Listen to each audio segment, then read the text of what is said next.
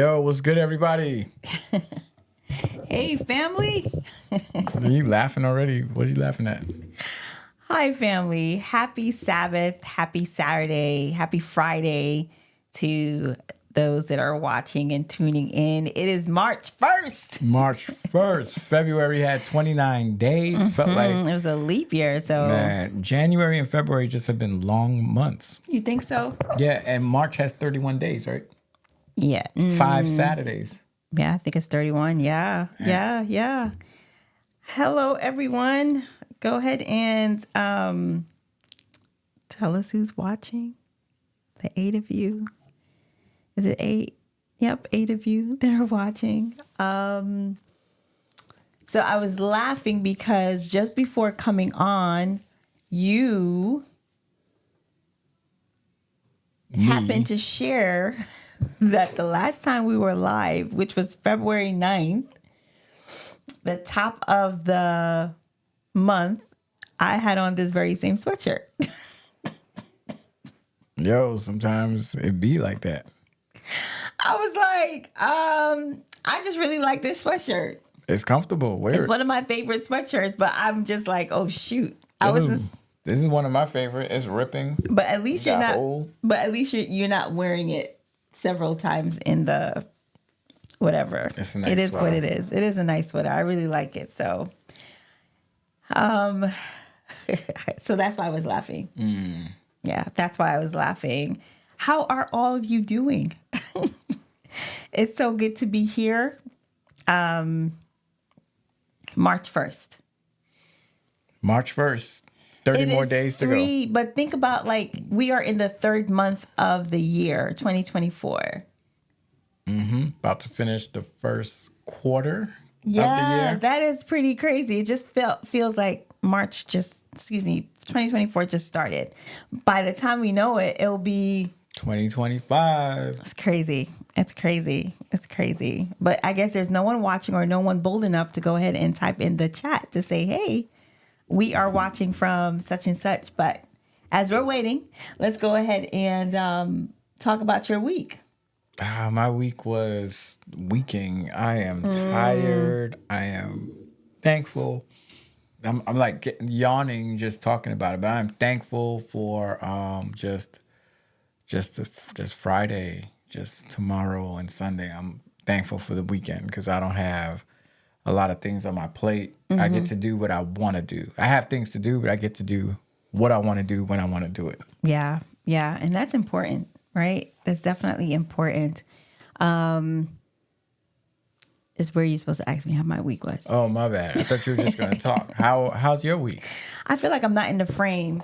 My week was pretty, I feel like we're close to, I'm sorry, can I push this back? You can do whatever you want. I appreciate it. Okay, that feels a little bit better. Yeah, I felt like it was just like really close up. And I'm like, whoa, too close.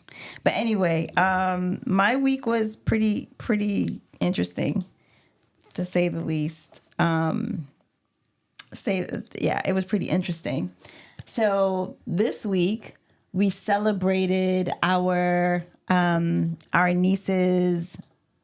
She had a baby shower. She had a baby shower. Thank you. She had a baby shower. So we visited the East for real. It was like a hot, what is it? It was Hot really quick. minute, hot second. Yeah, it was really quick.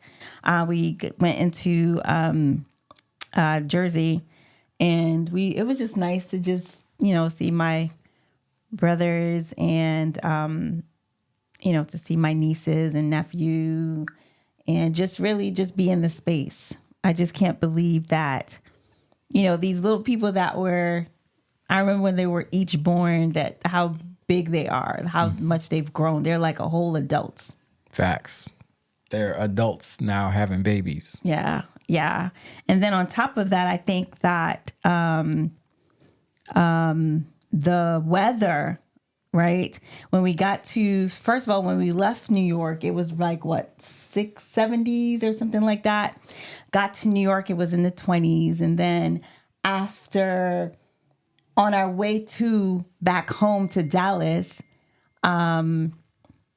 it was 92 degrees. Yep. That's right. 92 degrees. 92. And then on Wednesday, it went down to 40 degrees. Yeah. So we've been kind of like doing this, but I'm not complaining. It could be worse. So I'm grateful that tomorrow we'll be enjoying a balmy 80 something degree weather.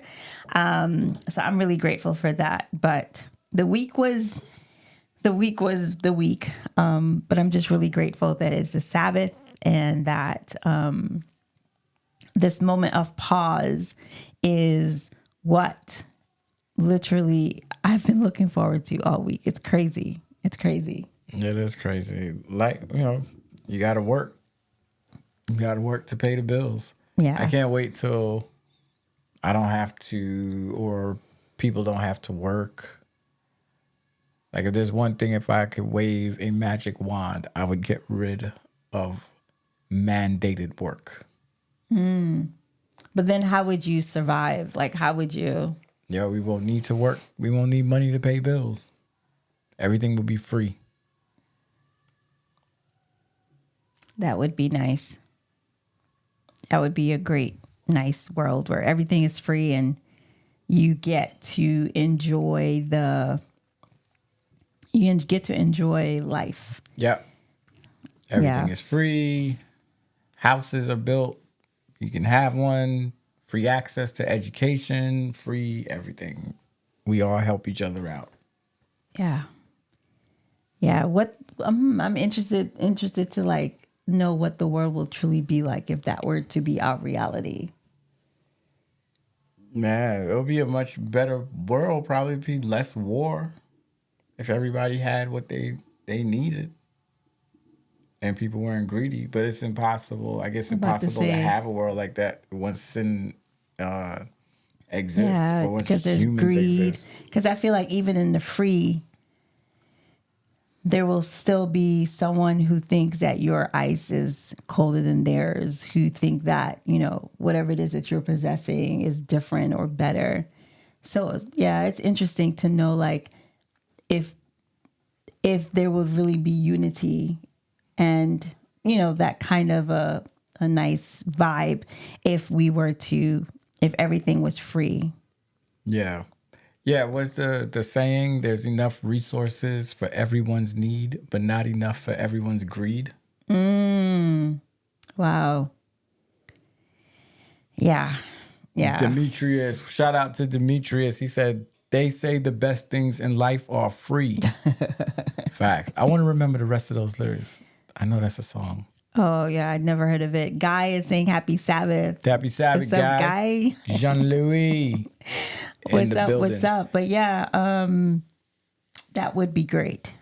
So many things are happening in our world today. Well, first of all, it's Women's Month. Let's talk about that. Talk about the fact that in this month that women are celebrated.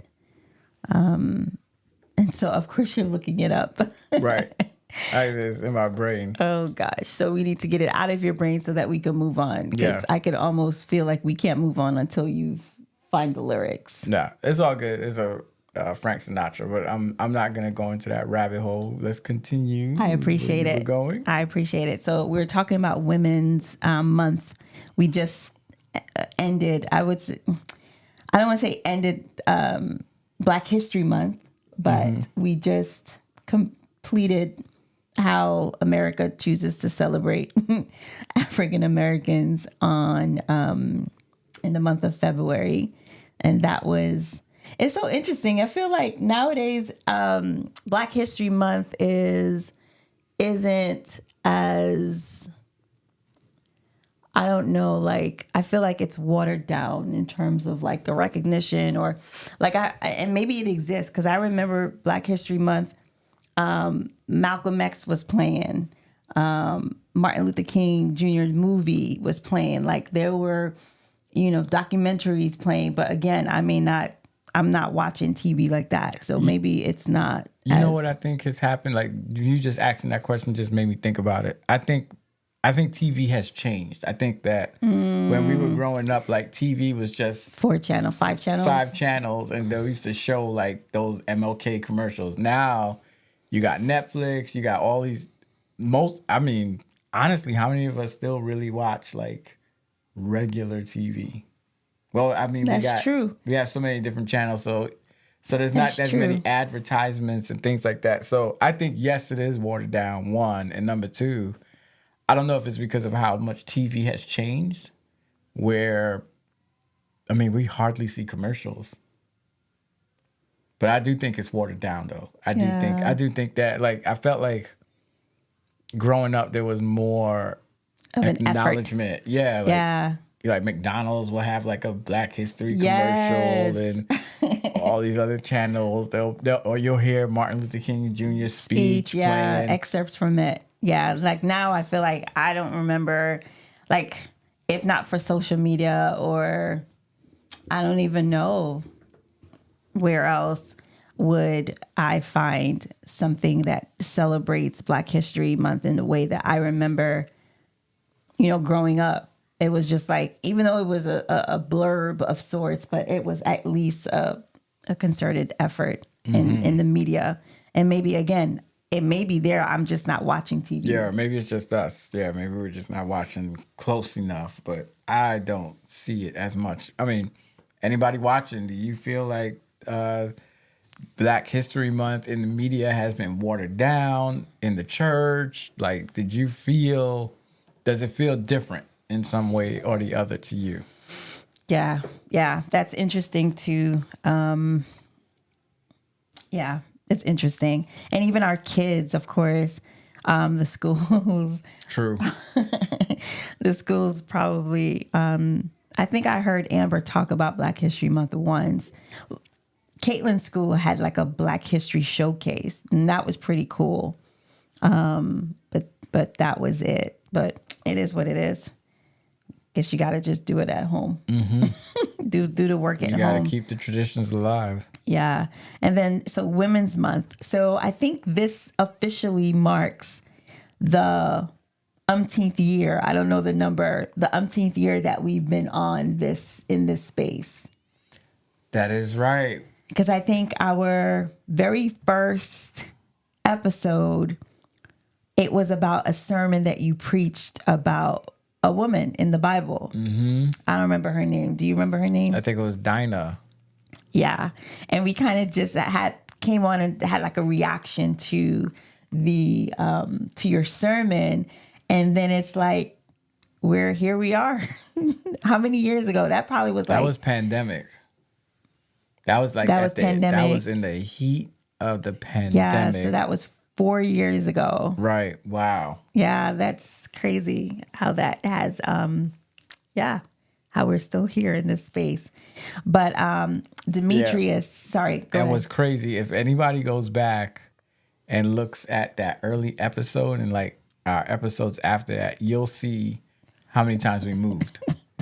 You'll notice by the different backgrounds. It's true. You'll see like our transition. We went, because we started in the townhouse. Yep, we did. We started there, and then we went to the apartment, and now, so you'll see now we're here. We used to be at the table. You'll see the different backgrounds. You'll probably see the difference in the quality of the show too and content. So 4 Not years. even the content. We talking about like what we had on, what we wore, that joint probably looks crazy. We probably should have done a throwback of sorts. Right. As we talked through, like going back and talking through all the things. Maybe that will be like the next episode. But Demetrius says. Yeah, he said more families were watching TV back then as Pops forced us to watch Roots every year, all 19 hours. Yeah, that's the other thing. So like, I think because we're not watching regular TV, because Roots would be showing. But can I ask a question? Mm-hmm. Is there regular TV? I think TV has changed. Yeah. Is TV? Maybe there is. Yeah, there's still NBC, CBS, Fox, but all of them now have streaming platforms, and now it's like subscription. But I do remember, I vividly remember Roots would be showing during Black History Month. there would be Black History programming on those major networks. Yeah, I remember Channel 9. Yeah, Channel 9 would have Roots. You remember when they were showing Shaka Zulu? Yeah, Shaka Zulu. Yeah, I remember when that was on TV. It scared the heck out of me. Yeah, Shaka Zulu Back was then, was a bit. I don't think the much. American depiction of it was accurate, but it was scary. But I remember watching Shaka Zulu. Not until later I understood what he represented and how powerful that was. But Shaka Zulu used to be on TV. Roots would be on TV. You'll hear Malcolm X. Malcolm X. You'll hear MLK speech on TV. Yeah, yeah, that was actually. You're right.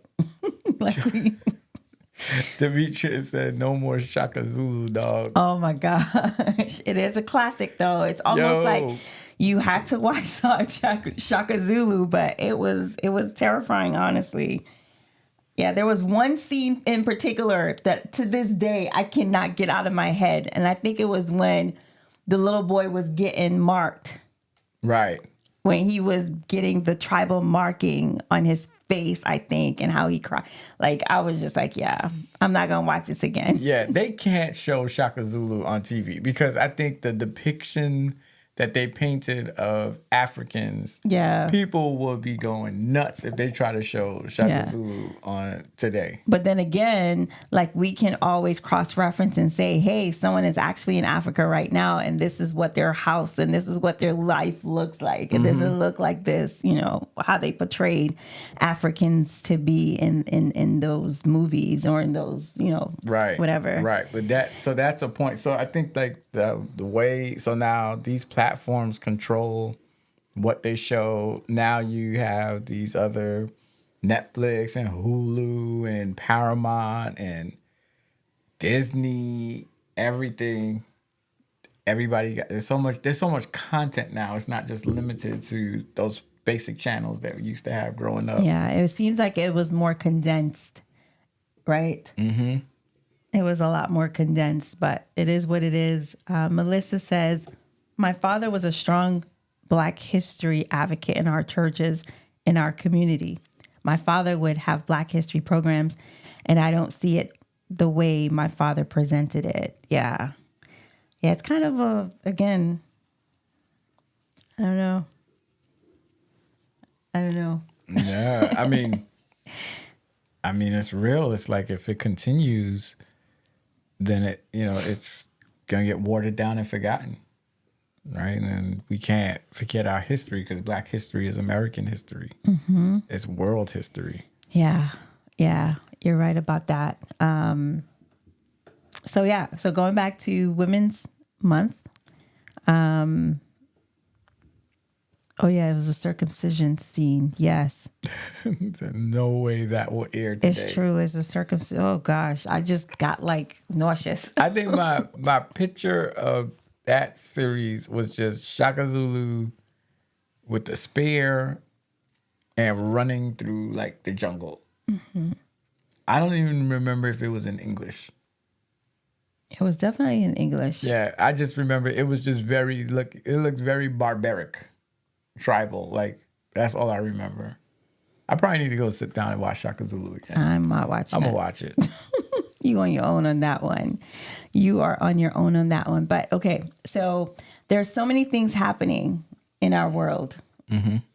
There's so many things, and this week Jamie and I were. Well, I think you read somewhere about what was happening with the political scene. Mm-hmm. I don't know which specifically you want to go into. There's mad stuff going on. I know. There's Trump. There's his court cases. There's the Roe versus Wade, the IVF thing that we were listening to.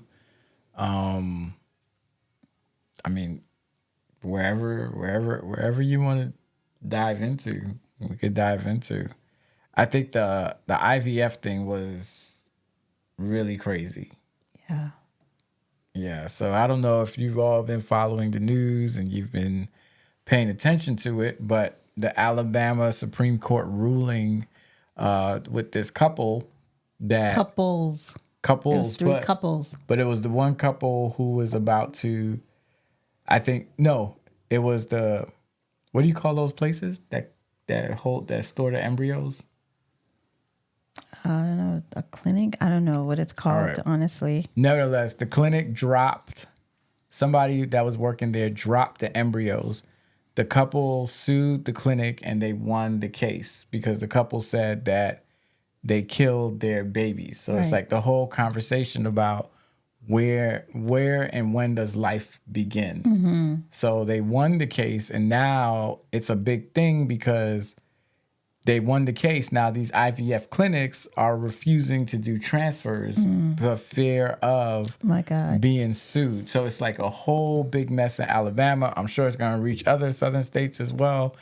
And now it's like the Roe versus Wade, because they overturned that, used to have buffers to protect these IVF clinics from things like that. But now that it's overturned, it's like willy-nilly, anybody could sue them. So now we were listening to the podcast, and the lady who was set to have her transfer done maybe that Friday. Yes, The clinic, it's the Wednesday, and the Friday she's supposed to have her transfer with the surrogate. and the clinic called and said, we cannot do it. My God, And she had been waiting for years, and spent a whole lot of money because like $250,000. $250. Okay. IVF is not cheap. $250,000. And now her and her husband cannot have the pleasure of, having a baby because of this whole thing that's going on where it's in limbo. So it's basically, to me, it's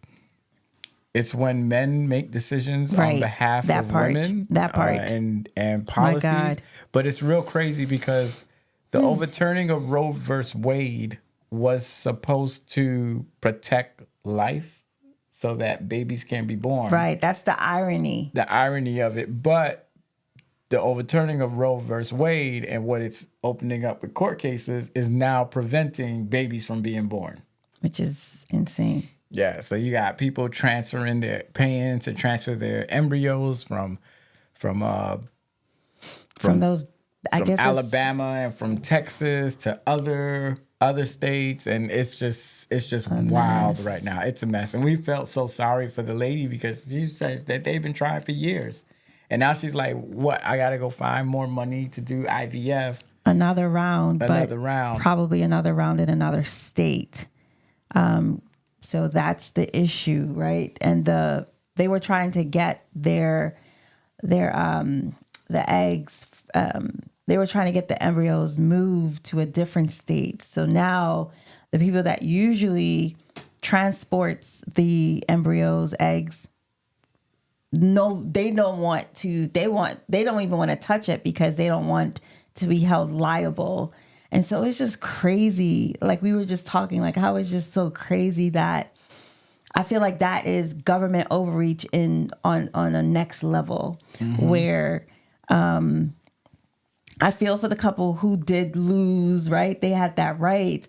But I think it just stems from the fact that Roe versus Wade, like that is where I feel like that's where they went wrong. Right. So like what's crazy is the real conservatives are happy about this couple being able to sue these IVF clinics and win cases. What's crazy is that Republicans who were very instrumental in pushing the overturning of Roe versus Wade are people who have used IVF clinics. Like Mike Pence in the podcast was brought back. That's how they were able to have children. Yeah. So now Republicans are scrambling to try to create protections for IVF clinics. But then there are some of them are just like, no, an embryo means life. Yeah. And they're basically halting. It's crazy. It's a crazy oxymoron because they're on one hand halting the progress of people having babies, Right. for the sake of people not having abortions. Right. So Republicans got work to do. And some of them are just like, I ain't touching it. I'm just going to leave it alone. Yeah. It's sad. It's sad, especially for those who have put money time, energy into getting to that place, and then now have to be left with the question mark of not knowing where to go from here. You know, like that has to sting on so many levels, right? The thing that you were waiting for, praying for, and then just like that, it's halted, it's paused. And so prayers and thoughts go out to those individuals who are literally in that nightmare, women and men, right? Who are in that nightmare, living that nightmare right now. So, yeah. Then you got Gaza and people trying to get aid, and Israel shooting them, killing them while they're just trying to get food and water. Like the overkill, the overdoing, the inhumane treatment of Palestinians right now. Where it's almost like the whole world, most people are like, if you're truly a person that cares, you're like, okay, enough. right. Enough. Pull back. Ceasefire. Right? So you got that crazy stuff going on. And then we got Mr. Orange himself in America and the whole Fannie Willis and Georgia and that and all this crazy. I mean, the world is crazy right now. It really is. It's wild. It really is. And honestly, I don't know how people do life without God, because when you think about all the things that are happening in this world, right? Outside of us, right? Outside of our gates, right? And then you think about what's happening in our lives, all the things that we're battling, all the things that we're fighting, that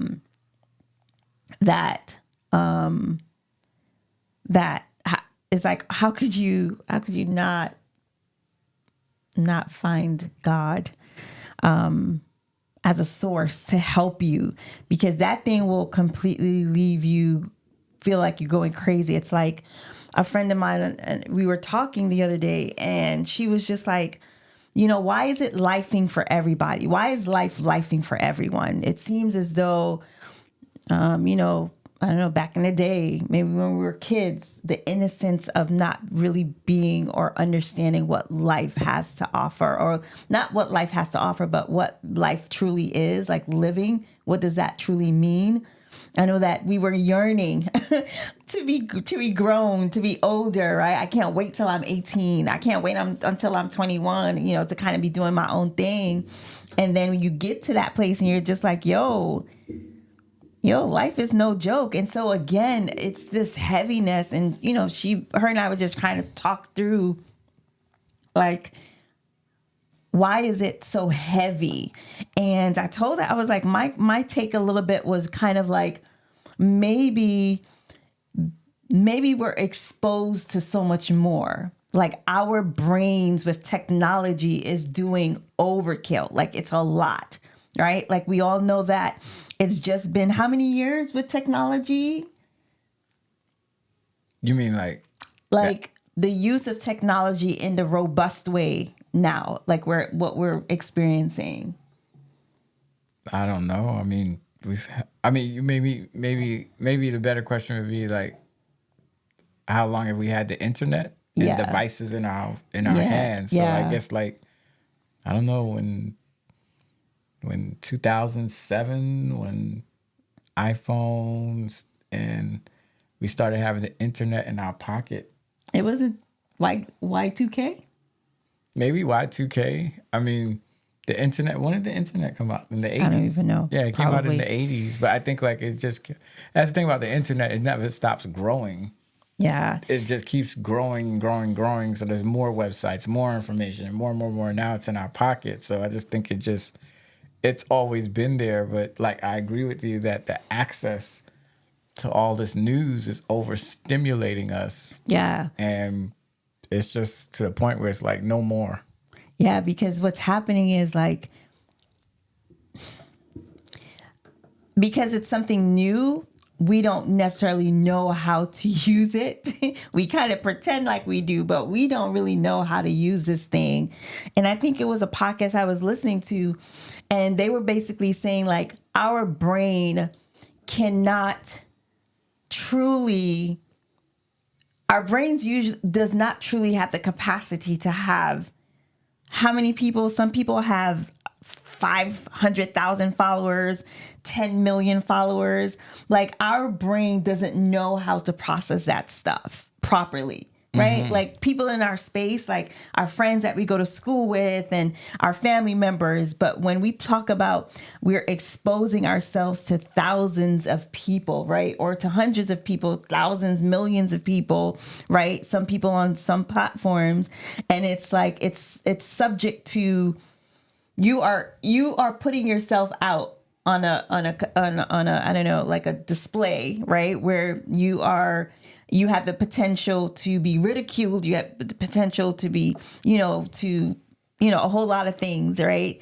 Coming at you versus like back in the day was just your neighborhood. That was it. Like your neighborhood where you went to church, where you went to school. That's it, essentially. But now it just seems as though it's just created this monster where it's like so much is coming at us and we're trying to deal with it and we're trying to get a hold of it. But honestly, it's just a lot. Yeah, it's not going to stop. My gosh. It's not going to stop. It's just going to keep on growing. You can't, the internet, there's so much space on the internet. But I guess my thing is, how do you safeguard your mind? How do you safeguard the children's minds to ensure that we don't become so overwhelmed with what we see, what we hear, it takes discipline. You have to do it because people are not going to stop writing and creating content. So I think it starts with us. You have to set the boundaries and to get out more.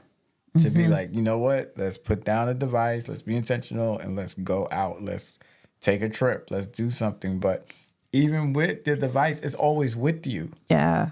It's like always with you. So, we used to use payphones and remember phone numbers. But now, as soon as you open up your phone, there's about 100 notifications.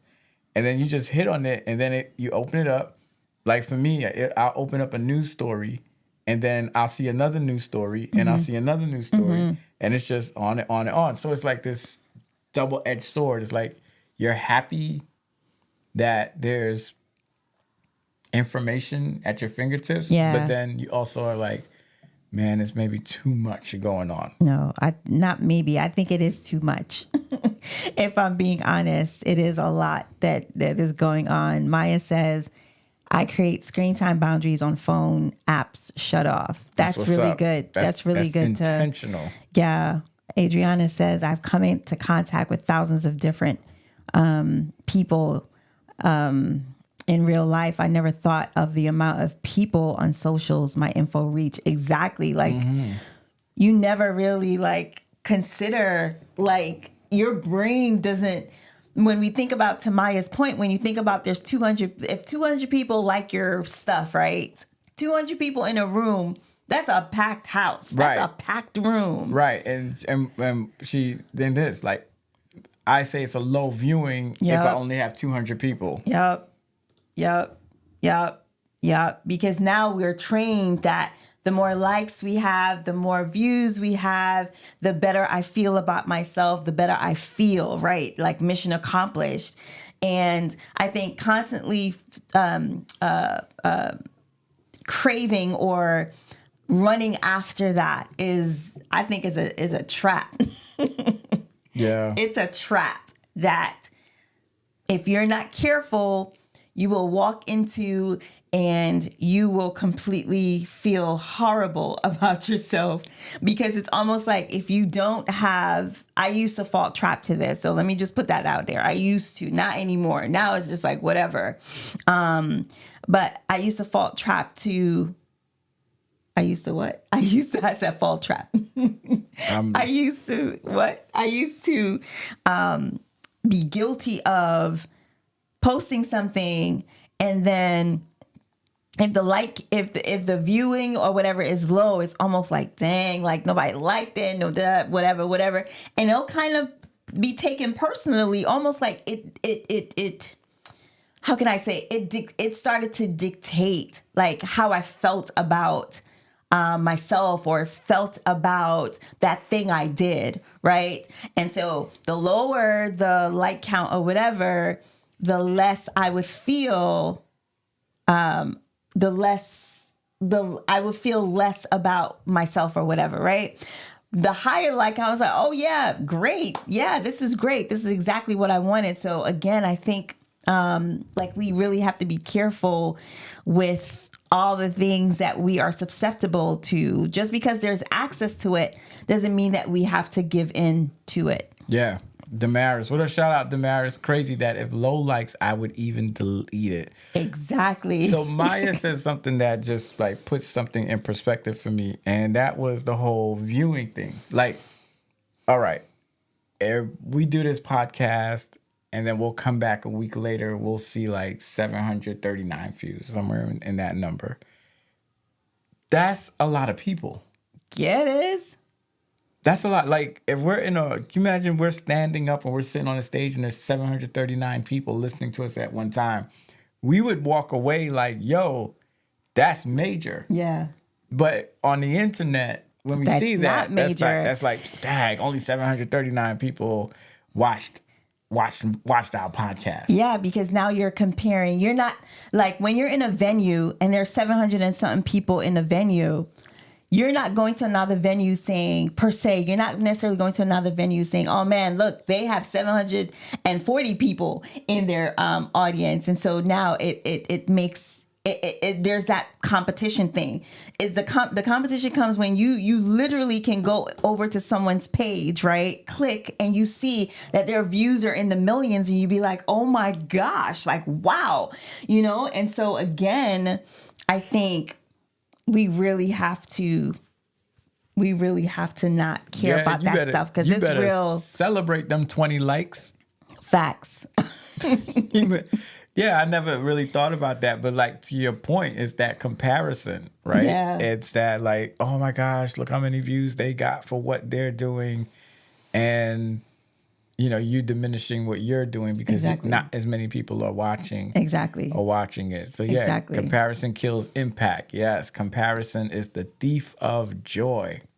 Yeah, so that's why I think that with all that's coming at us, like we really have to set those boundaries to log off, to have moments of silence, and silence being like not having the phone, because sometimes even the phone in the space creates so much noise, right?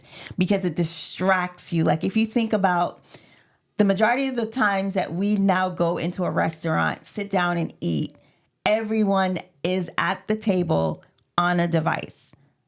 You're talking about parents, you're talking about kids, you're talking about grandparents, you're talking about everyone is on the phone. I think I was looking at Love is Blind. For anyone that's watching Love is Blind out there, that was, it's pretty interesting. But Love is Blind, after they came back from vacation, they gave them back their phones. They gave them back their devices. So they completely went off the grid while they were in the pods and after they went on a vacation. So the guy, I think his name was Kenneth. Y'all help me. I think it was Kenneth. Kenneth is on his phone. Like he got his phone, he has his phone, and he is just on the phone. Like he's not giving his fiance any time of day, right? Because he's completely zoned into his phone that he has missed for God knows how long, right? And so, yeah, that's the principle. And so I was like, my gosh, like we miss so much in life when our phones are in our hands. Like we miss being present. We miss so many things are moving around us, but we cannot see it because we're so focused on the phones in our hands. What's up, Dr. Sessions? Hi, Dr. Sessions. I got so angry with him in that phone. But listen, as you're talking about it, I'm beginning to like, it feels like we are in relationship with our phone. We are. And we find companionship with our phone. Yes. And security and comfort. All the things. It brings us all the emotions it tries. Now, I'm gonna say all the emotions a human can bring, but it tries to mimic that of what a human can be, and we are just literally just in love with our devices, right? Like it's a love. I remember when I used to preach, and I used to be like, I wish you young people the same agony that you feel when you leave your phone home, do you feel that same agony when you leave your Bible home? That's back when people had to walk to church with Bibles. And the young people are like, oh, but even today, like if we leave our phone at home, it's like leaving a person at home. Literally. Yeah, it's like detachment issues. It's like relationship issues. It's like we are having convulsions and we don't know how to act or we don't know what to do. I'm waiting for somebody to make a love song to their phone. I'm waiting for that R&B song to drop about my phone. I think there's an iPhone commercial. It kind of touched on it a little bit where the guy is like, it's like the electrical outlet. And the electrical outlet is singing because apparently the phone's battery is so long so it doesn't have to plug in anymore. But I'm waiting for somebody to write the song about I'm missing my phone because it's really become a part of us. No, it is. It's our identity. Think about it. Like we have half of, I won't even say half, more than half. We don't have to walk with a bank card. We don't have to walk with cash. We don't have to walk with, soon we probably don't even need our driver's license. Maryland and some other states, you can digitally have your license on the phone. Like your passport, your ticket, like everything is on your phone. And so it's created this need, this crave, right? It's like this crave and this craze around our phones where it's like we cannot leave home without it. Yeah.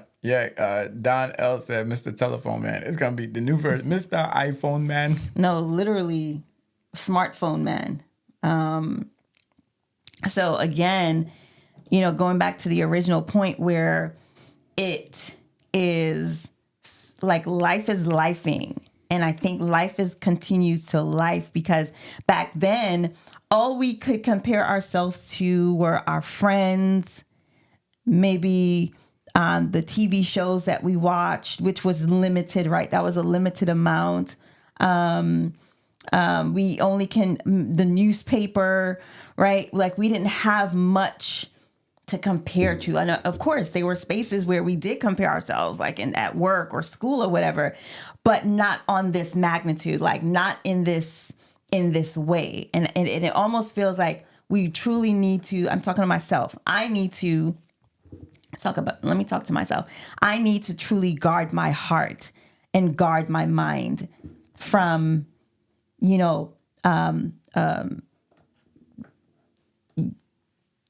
from using it and allowing it to kind of become something that I feel like I can't live without. Yeah. As I'm sitting here right now, I want to go on my phone. I want to scroll through my phone. So like the question, that remains is like, how connected do we need to be?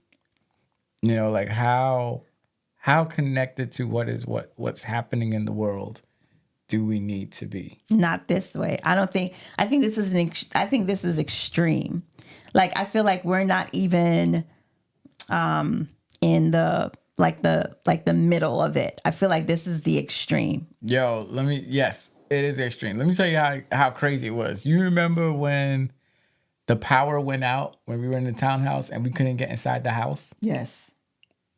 Because the power went out, the internet went down, so that meant the smart garage opener smart locks could not open up because you need an internet connection in order to open it up. And so now I think they're using Bluetooth, but it's just crazy how everything is. It's like, and this is the thing about humans, man. It's like we're very irrational, and I agree when people say humans don't know what they want. Like I don't think we fully think about to the extent what we want and what we create. Because we'll say, I want to be more connected. Of course, I want to be able to open up my door in my car with my phone. Of course, I want to be all of this stuff. And then like we create it and we don't think about the next steps after. And then not only do we create it, we begin to hate it. Exactly. Like, oh, I'm tired. Why my phone why the key gotta be on my phone for? Give me an old fashioned key. An old fashioned key. That thing will open up without the internet or with the internet. You hear me? That thing is dependable. Yep. Yep. Our kids have no idea what it's like to use a key to start a car. Nope. To wind the window down manually, to dial up. They don't know anything about that stuff. They don't know about talking on the phone on a landline. So the AT&T went down, right? Their service went down throughout, I think, the entire country, essentially, right? Mm-hmm. And what was crazy was the fact that I could not use my phone. So I started getting scared because at the time I was driving and I was just like, oh my gosh, I do not have access to my phone. Like, God forbid something happens. I cannot go to a payphone and try to call whomever. First of all, who am I calling? Because everyone I know has AT&T, right? So that part. And then I was like, I do not have a landline. Like, if we really think about how dependent we are, it's actually more, it scares me because in the event that thing shuts down, I feel like all of our lives will shut down because there is no, like, you know, like how back in the day we had a landline, we had radio, right? Radio still exists or whatever, but like the access, like nobody has a radio in their house. Right? Even though they say you should have those things in case of emergencies. But like real talk, God forbid our phones stopped working. Like how in the world would we be able to survive? Yeah, I can't front. When the AT&T shutdown happened, I was actually happy. I mean, not rejoicing, but I was cool with it because I was like, man, you know what? It feels good to not have all of these alerts and all these things. Like, I haven't been wearing my Apple Watch lately. I like having a regular watch in my hand because of, I just don't like being, I'm getting to the point where I don't like being so connected. I don't like being every minute there's an alert, or if it goes on my phone, it's on my wrist. So I'm actually liking just wearing a regular watch and just having to actually read the time and keep on going. So it's not every time there's something going off, my wrist isn't buzzing or something like that. So when the AT&T thing happened, I thought about it. I was like, you know what? Yo, it felt good to feel like what it felt when it was in the 90s. Yeah, I think for me, my brain goes to my kids. God forbid something is happening. How will I have access to them? How would I get in contact with them? How would they get in contact with me if something happened?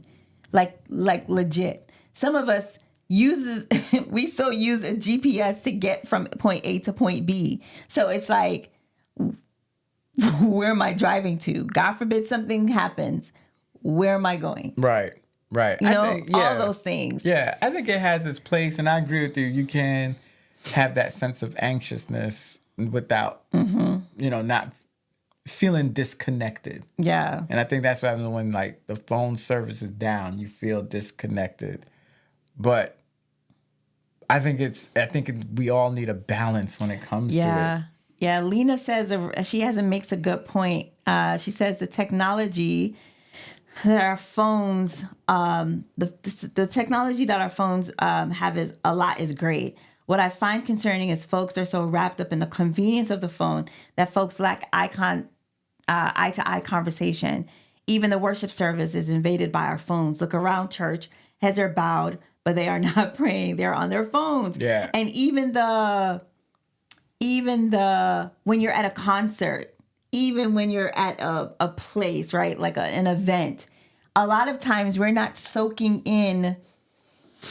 A lot of times we're not soaking in being present, right? We are essentially more concerned about capturing it on our phones and miss that live feeling, that experience, because we want to relive it on our phones. But when we sit down and do the watch the video, it's not the same, right? And so it's like, how do we stay disconnected so that we can be present enough to truly enjoy the present? We don't. Yeah, I don't. I'm beginning to lean on the fact that humans shouldn't be that accessible. No. I think only God should be that accessible. I don't think so. Yeah. You should be able to get access to me 24/7 whenever you feel like. I think you should. And I think there's also lack of boundaries with certain people that have phones that think that they could text you at 12 a.m., 11 p.m., right? It's like back then you wouldn't call somebody's house that late, right? Or if that person was at work, you had to wait till they got off of work. Now it's like, I can hit you up at any time. I'm not paying attention as I'm driving because of FOMO, the fear of missing out. I gotta respond. Like, I have to respond to you as soon as you text me. Yeah. I can't respond to you when I get to my destination. Yeah, and if I'm being honest, texting and driving, I do it a lot less more now. Before I used to, like when I just got my phone, I used to do it before because I did have that feeling of I need to respond right now. But when it's scary, when you are texting and driving, you are completely focused and zoned into that message, depending on how long that message is. I feel like just that instant, like you legit can miss so many different things that are happening around you because you are so focused on the phone. So that's why I'm like, that is very dangerous. And you know that, when you try to use that Siri or that voice stuff in the car, getting it wrong, you be so angry. It'd be like, no. And then you end up having to just text it because it's so much easier to you. But that is scary. All of it is scary. And I feel like we are not responsible in using phones. Maybe Caitlin and Amber's generation, probably not. Probably their children's generation may do a better job at being responsible with the technology, because we're like, yeah, I don't even know, because it's nuts. Like, we don't have the time tonight to go into AI, how they can basically take my voice and your voice, and somebody could write something crazy, and it can make it seem like me saying it or you saying it. That's when we need to disconnect. Yeah, like they got 3D printers that can print guns. Yeah. That's when it's like, it's time to disconnect. And of course, I'm not an extremist. I know that there are people that probably to this day don't have cell phones, but I just feel like it's a balance and we don't know how to do that. And so I think that's why we're so bombarded with life, because it's coming at us and we don't necessarily have the boundaries in place, like know how to put those boundaries in place. Like I remember Malik Teal, she was saying that her boundary is she does not like to talk on the phone after a certain time. I think it was 8 o'clock or something, 7:30, whatever. And so she's like, I put my phone on do not disturb. And she said, you can try to call. She was like, but I'm not picking up because I have that very clear boundary. And I think it's the boundaries that we need to set up. I think Maya spoke about it where she said that, she puts the limitations on apps. We did that for our kids because we understand that they too they don't know how to use it. They're basically learning how to use it better than we do, right? They use it far better than we do. But I don't think that they're more responsible. I feel like they're less responsible. So like, thank God the iPhone, I don't know if Android has the same thing, but the iPhone essentially, like, they have from this time to this time to use their phone. There are app limits. You know what I mean? Like, all those things are put in place because I feel that, like Caitlin and Amber would say, I have people in my school who are watching, I don't know if you guys watch on Netflix, Ginny and Georgia and Ginny or whatever. And that show is, I would not want my 11-year-old, 12-year-old watching that, right? That's of course personal. But I was just like, this is not appropriate, but because they have such access, open access in school, this is what they're watching during lunch. And I'm just like, yo, like, we need to be able to set those parameters for them, to help them to set those boundaries, because this thing it exposes our kids to so much. Bring back crossword puzzles. Right. Crossword puzzles, Sudoku. Scrabble. Remember everybody was doing Sudoku, whatever it was? Yeah. Bring back coloring books. Yeah. Bring back reading books. How about reading? Bring back cursive. All the things. Bring back spelling. Right. Not Hello. spell check. Right. Not- LOL and LMBO and all that stuff. Bring back writing out the whole word. That would be crazy. You legit have to write out laughing out loud. Yeah, but it's crazy is because I think that some kids think it's okay to write an essay with BRB and all and LMBO and all these abbreviations. Yeah. Yeah. Yeah. Yeah. It almost sounds like you're old though when you say that. I am old. I'm from the era where you had to get quarters to use the payphone and tell people call me back. I'm from the era like you be hitting the payphone and try to see if there's any quarters in there that will fall out and get some money. Yep. I'm from the era that Shay brought up when AOL and you couldn't be on the phone while you were on the internet. Impossible. You had to wait for that. One thing or the other, like not together. Yeah, but when we had that internet, it wasn't enough. We needed faster, and it keeps getting like it's never enough. We need more. We need more and more and more. And how much is too much? When does it stop? It's because they're not. So I think the onus is on us to pump the brakes. Yeah. And it's crazy. Like, look, I'm an iPhone head. Like, we're Apple family, but Not by choice, y'all. I'm at the point now where I don't have to get the new iPhone because they all look the same. Yeah. My iPhone is working well. Can you repeat that? Because I don't want you coming at me every time talking about my yours phone. ain't working well. My Mine phone is working just fine. Thank you very much. Your phone is all right. My phone is working. I can call you. I can text you. It is working. It's all right. The battery won't last all day. But you were saying... Yeah, what I'm just saying is that, there was a time where I had to, every year I was getting the upgrade. But now I'm like, I'm all right. It looks just like the one I have. Yep. And people ain't walking around the street like, oh, you got a 13. Right. They really can't tell. They actually look the same. They look the same. Of course, the camera is different, right? Right. That's the only thing they can do different. But why you need a camera on your phone? But I guess, man, it's convenient. No, you need camera on your phone for real. I like the camera on the phone for real. I'll take it back. Like, what are you talking about? You just went left field. I feel like you do need a camera. If anything, I'm for the camera. Well, what's crazy is the technology now. You won't buy a phone without a camera on it. Back then, you weren't thinking about having no camera on your phone. No, because you had the little right. The little Fuji. What do they call those cameras? The instant cameras. Yeah, I know what you're talking about. Oh my the gosh, Fuji what do they call it? Yeah, but it was called something like what was it called?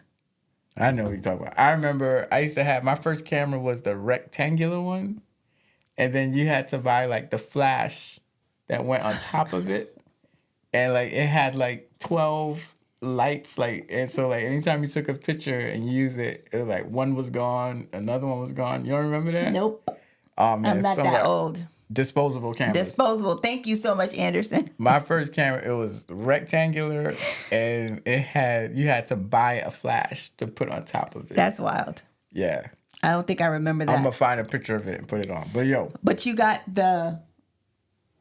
you have I'm an advocate for cameras on your phone, because I feel that those memories captured are amazing. I think the messed up part or the difference between the cameras now than the cameras then, we developed the pictures. They didn't stay in our phones, right? The whatchamacallit, the videotapes that we had, right? Like that is what, that we had outside of our phones. God forbid this joint is gone. Yeah, iCloud is not going to save everything, unfortunately. So it's like, I feel that it's great for phones, but I feel like we need to print our pictures. I need to print my pictures. I have probably, how many pictures do you think I have? Too many. I feel like every time it says low storage, it's as a result of my pictures and camera. Right. So currently I have, how do I find it again? Where is it? Oh, so currently for pictures, I have 54,737. That's not bad. For videos, I think I have, that's not bad. 4,881. What? No, you think that's not bad? No, that is not bad at all. That's actually that's pretty good. What? Okay. What you want to tell yourself? Brendan says, I miss developing pictures. Word. Like you had to sit there and wait 7 days in anticipation to see what those pictures were going to be. Yep. And then after that, you put it in an album. Yep. You remember, when was the last time you bought an album?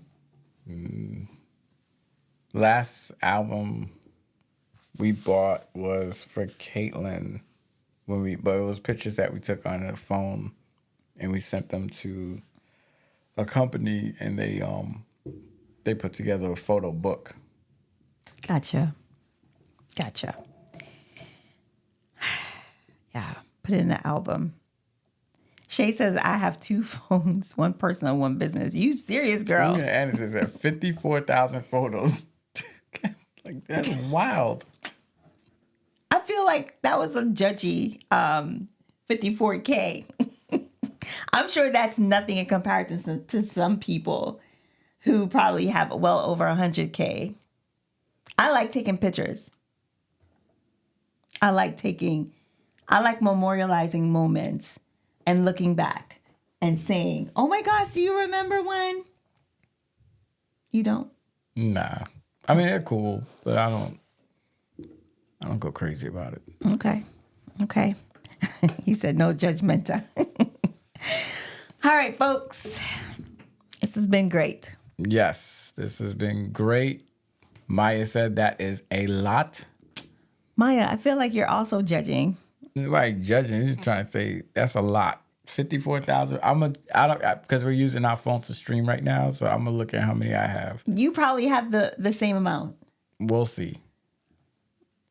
I like taking pictures and keeping them there. I like taking pictures of the kids. And this is something that they enjoy doing in their pastime. They enjoy looking at old videos and pictures. That's like their thing. That's our thing. And I truly I love when that happens. Yeah, that's cool. I'm not judging you. I'm just like, I feel all like right. you're judging me. It feels like you're judging me. All right. I will definitely tell everybody next week when we get on live. Yes, God willing. But this has been great. I hope you guys have a wonderful week. Don't forget to disconnect. I'm going to try to disconnect this weekend just for a little bit and just stay present. So I hope that you guys will do whatever it is that you want to do, but just try to be present because I feel that there's just so much coming at us. Stay present, y'all. We love you. Have a great Sabbath. Have a great weekend. This is Carlene. This is Jamie. Peace. Peace. 3, 2, 1.